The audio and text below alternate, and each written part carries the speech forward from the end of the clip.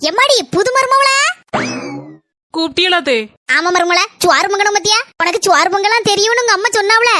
நீ சோறு பொங்குதியா இல்லன்னா நான் சோறு வைக்கிட்டாமா? பரவாயில்ல, நீங்க ரெஸ்ட் எடுங்க, நான் வந்துட்டோம்ல, இனி நானே செய்யறேன்.